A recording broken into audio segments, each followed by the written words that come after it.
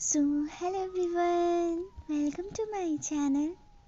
And ना कान पकड़ के सॉरी किन्हीं को ना मेरी वॉइस में ना बहुत ज़्यादा दिक्कत आ रही है। किन्हीं को मेरी वॉइस ही सुनाई नहीं दे रही है। इतना ज़्यादा मैं कम बोलती हूँ क्या? कम नहीं, इतना ज़्यादा धीरे बोलती हूँ क्या? हमारे प्यारे प्यारे सब्सक्राइबर को कोई भी दिक्कत ना हो, इसके लिए रूही अपनी शुभ आवाज़ है ना उसे लाउड स्पीकर जैसा करने की कोशिश करेगी इस वीडियो में। बिना बकवास करते हुए लेट्स स्टार्ट दी स्टोरी। रात का सन्नाटा है। खिड़की से आती स्ट्रीट लाइट की पीली रोशनी कमरे में बिखरी हुई है। चारों तरफ इतना सन्नाटा है कि सिया को अपनी ही धड़कनें सुनाई दे रही है। वो बिस्तर के कोने में सिकुड़ कर बैठी है, तकिए को कसकर गले लगाए हुए, जैसे उसे किसी सहारे की तलाश हो। उसकी आंखें रोते रोते लाल और सूजी हुई है, होठ कांपते हैं और वो धीरे से बोलती है, क्यों क्यों मैं बार बार उसी के बारे में सोचती हूँ, जबकि वो मुझे अंदर से तोड़ रही है। उसका दिल दो हिस्सों में बटा हुआ है। एक हिस्सा उससे बार बार कहता है, आर्या एक बहुत ही घमंडी और सीधी लड़की है जिसने उसकी आज़ादी छीन ली है। लेकिन दूसरा हिस्सा धीरे धीरे विस्पर कहता है और जैसे उससे क्वेश्चन पूछता है, आर्या जब पास आती है तो तेरा दिल तेज से क्यों धड़कता है? क्यों उसकी आंखों में तू अपना दर्द भूल जाती है? वो सोचने लगती है उस रिंग सेरेमनी के पल को, जब हजारों लोग के सामने आर्या ने उसकी उंगली में अंगूठी पहनाई थी। सिया का हाथ ना कांप रहा था, दिल डर से धड़क रहा था, लेकिन उसी पल उसने आर्या की आंखों में एक गहरी चाहत भी देखी थी। हाँ, वो चाहत डरावनी थी, जबरदस्ती थी, लेकिन कहीं गहराई में सच्ची भी लगी थी उसे। एंड वो आर्या से पूछना चाहती हो, क्यों क्यों आप मुझसे इतना हर्ट कर रही हैं? बट हर्ट होने के बावजूद भी ये मेरा दिल बस आपके लिए धड़कता है। आपके गुस्से में भी मुझे अपना होना महसूस होता है। उसकी सांसें भारी हो गई थी। वो खुद को समझाने लगी, नहीं सिया, ये प्यार नहीं है, ये डर है, ये बस मजबूरी है। लेकिन अगले ही पल उसका दिल उसकी बात काट देता एंड उससे पूछता, तो बस जब वो पास आती है तो तू कांप क्यों उठती है? जब वो तुझे देखती है तो तेरी आंखों में आंसू क्यों नहीं रुकते?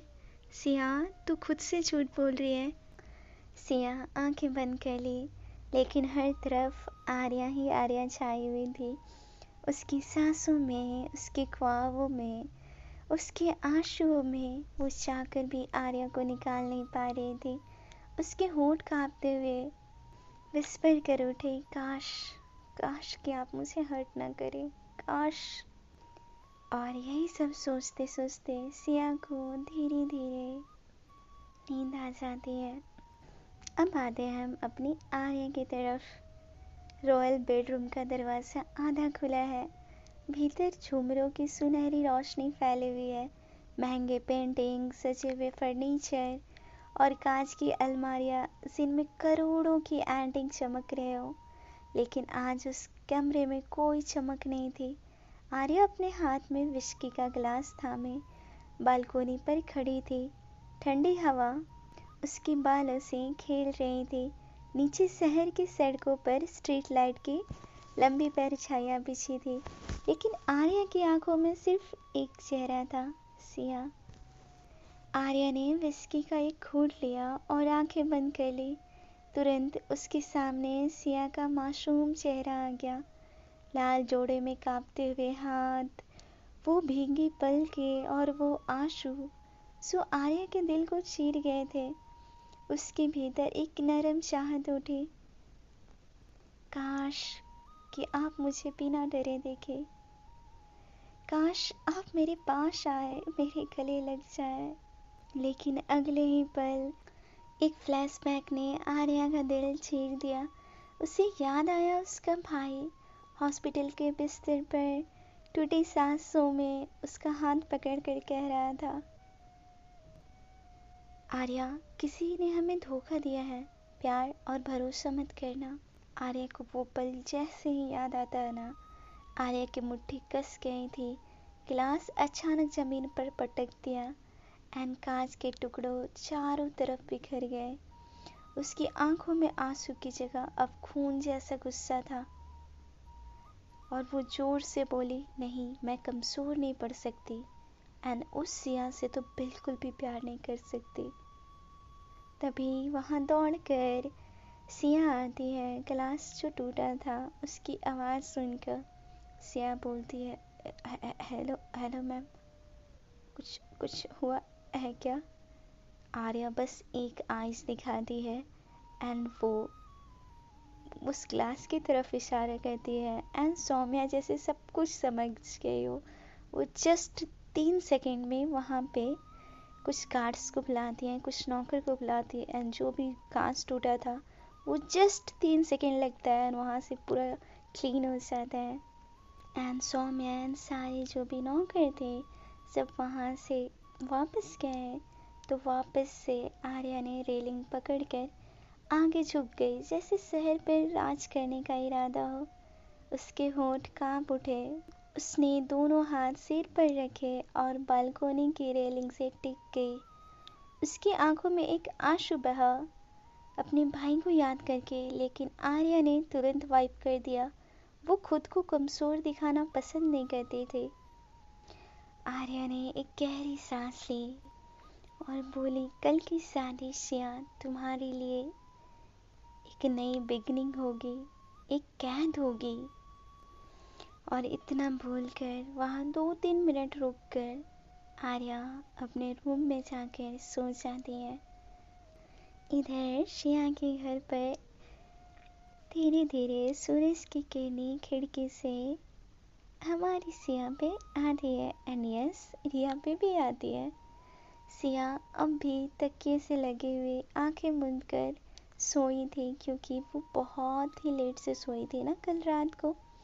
तभी पास वाली छोटी सी पलंग पर रिया अपने प्यारे से हाथ को मलते हुए उठती है।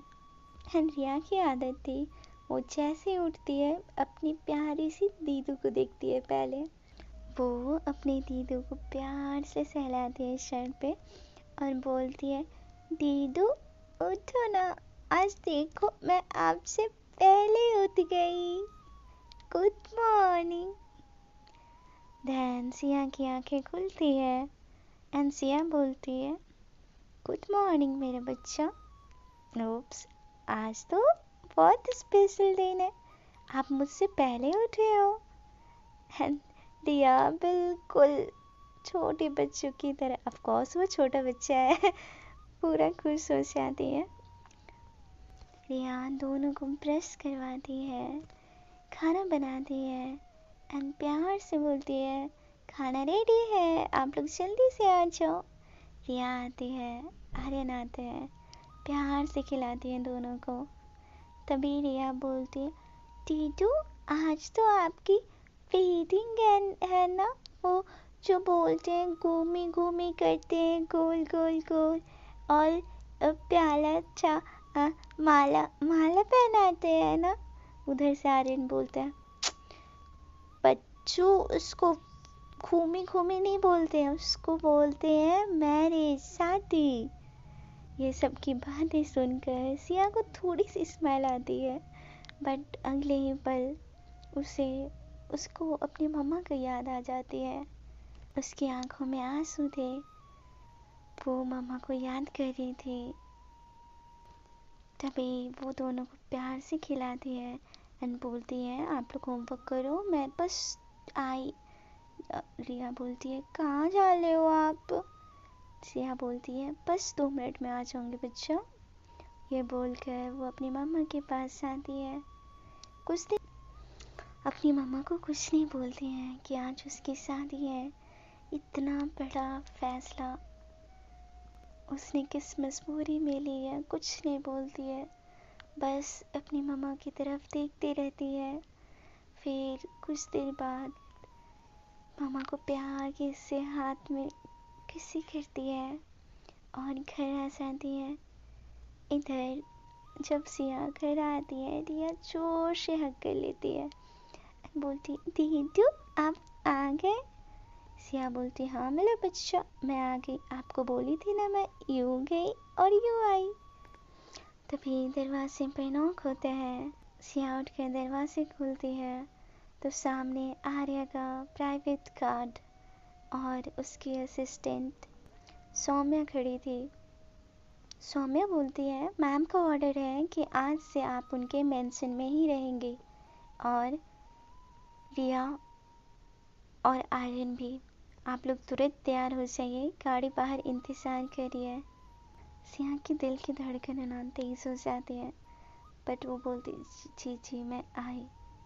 वो तैयार होती है, रिया आर्यन को भी तैयार करती है एंड कार में बैठकर ये लोग आर्या मैंसन पहुंचते हैं। जैसे ही सिया आर्या के मैंसन पहुंचती है, वहाँ चारों तरफ सजावट होती है। फूलों की खुशबू, झूमर की चमक और रॉयल म्यूजिशियन की धुन हर कोनों में गूंज रही। सिया जैसे ही कार से उतरती है तो सिया की सांसें और भारी हो गई थी।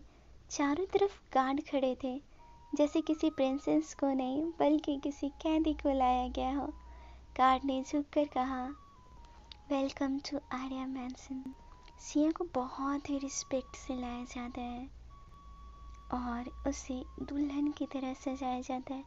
लाल रंग का रॉयल ब्राइडल लहंगा, माथे पर बिंदी और घुंघराले बाल में गजरा, बहुत ही प्यारी लग रही थी, बिल्कुल प्रिंसेस की तरह। बट सिया हैप्पी नहीं थी। उधर रिया और आर्या की असिस्टेंट सौम्या ले जाती है एक रूम में जो कि पूरा टॉयज से भरा था। चारों तरफ टॉयज, वीडियो गेम एंड ये सब देख के दोनों बच्चे बहुत खुश हो जाते हैं। इधर सिया बोलती है रिया आर्यन कैसे हैं, तो वो बोलते हैं मैम वो लोग बिल्कुल ठीक है। कुछ ही समय बाद शादी का टाइम आ जाता है। पूरे मंडप को सुनहरे पर्दों, लाल गुलाबी फूलों और दियों से सजाया गया था। बीच में हवन कुंड रखा गया है। अग्नि की लौ धीरे धीरे चल रही है। हमारी सिया को मंडप पे बैठाया जाता है एंड आर्या की एंट्री होती है। सभी की नजरें आर्या की तरफ जाती हैं बिकॉज आर्या किसी प्रिंस से कम नहीं लग रही थी। ब्लैक कलर का ड्रेस, आईज में वो कॉन्फिडेंट, चाल में नजाकत, क्या लग रही थी आर्या, हाय। वो भी मंडप पे आती है। पंडित जी बोलते हैं शुभ कार्य के आरंभ में विघ्नहर्ता श्री गणेश की वंदना आवश्यक है एंड मंत्र उच्चारण शुरू करते हैं। आर्य और सिया को चावल और फूल हाथ में देकर हवन कुंड में डालने को कहा जाता है। वरमाला का टाइम आता है। पंडित जी बोलते हैं अब वर वधू की वरमाला पहनाएंगे। देन आर्या सिया की आंखों में घूरते हुए वरमाला पहनाती है एंड सिया कांपते हाथों से आर्या को वरमाला पहनाती है। सिया की आंखों में बिल्कुल आंसू थे। देन पंडित जी अग्नि की चारों ओर फेरे शुरू करवाते हैं। हर फेरे पर मंत्र पढ़ा जाता है और एक वचन लिया जाता है। आर्या और सिया दोनों के वचन एक दूसरे से बिल्कुल उल्टे थे, उल्टे थे। पहला फेरा पंडित जी बोलते हैं पहला फेरा जीवन की आवश्यकता और सुख सुविधा के लिए है। सिया जो होती है वो धीरे से अपने मन में बोलती है मैं तुम्हारा साथ हर कठिनाइयों में खड़ी रहूंगी, तुम्हारा साथ दूंगी। आर्या मन ही मन बोलती है मैं तुम्हारा साथ उसी तरह छोड़ूंगी जिस तरह तुमने मेरे भाई को रिजेक्ट किया था। दूसरा वचन और दूसरा फेरा पंडित जी बोलते हैं यह फेरा शक्ति और साहस के लिए है। सिया बोलती है, मैं हर दर्द में तुम्हारे साथ रहूंगी। आर्या बोलती है, मन ही मन में बोलते हैं, मैं तुम्हें बहुत दर्द दूंगी, तुम्हें खुद से नफरत होगी। तीसरा फेरा और तीसरा वचन ये लोग लेते हैं धन और समृद्धि का। ऐसे ही चौथा वचन, पांचवा वचन, छठा वचन पार होते रहता, ले आते हैं ये लोग उल्टे उल्टे लेते हैं वचन। सातवां वचन आता है निष्ठा का। सिया बोलती है, मैं हर जन्म जन्मांतर तक आपकी हो गई। आर्या की आंखों में ना बिल्कुल गुस्सा है। वो बोलती है, मैं इस जन्म क्या हर जन्म में तुम्हें टॉर्चर करूंगी। एंड यस, 7 फेरे 7 वचन कंप्लीट होता है। फेरे पूरे होने के बाद ही पंडित जी कहते हैं, अब वर वधू की मांग में सिंदूर भरे और मंगलसूत्र पहनाए। आर्या गहरी सांस लेकर लाल सिंदूर सिया की मांग में भर देती है और जैसे ही सिंदूर सिया की मांग में भराता है ना, उस टाइम सिया की आंखें बिल्कुल बंद हो जाती है ऑटोमेटिकली। फिर आर्या मंगलसूत्र सिया को पहना देती है। जितने भी सारे गेस्ट थे ना, सभी तालियां बजाते हैं। एंड पंडित जी कहते हैं, आज से आप लोग दोनों पति पत्नी हुए।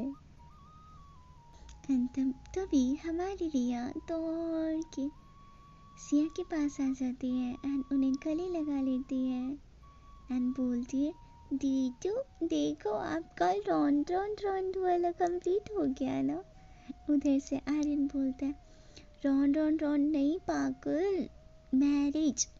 देन हमारी रिया बोलती, हाँ वही मैरिज। सिया हंसती है। उसको फेस पे ना मुस्कान आ जाता है रिया की बातें सुनकर। वो उसे गोद में उठा लेती है एंड आर्या को ना ये सब बिल्कुल ड्रामा लगता है। वो वहां से सीधा अपने रूम में चली जाती है।